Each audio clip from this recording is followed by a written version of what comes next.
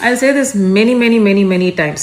A man who says lanja calls another person kodja, because these are words that we have been hearing so much. My husband has been called a kak, and all of these, even words, I think Telugu, boothulu, that I really don't understand. But నేను ఇప్పుడు విని లంజా అని ఈ Telugu social మీడియాలో నన్ను చెప్పి అని that doesn't make any difference to me. నన్ను అయ్యో మీరు లంజా అనేసారు అని నేను కూర్చొని ఏడవట్లేదు. It's not that.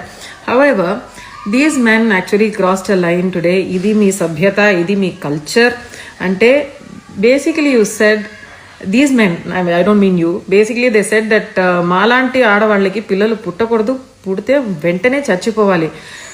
I basically hope and pray that these men never ever get to even touch a woman with a barge pole, leave alone have kids. That's my prayer, because these men shouldn't be parents.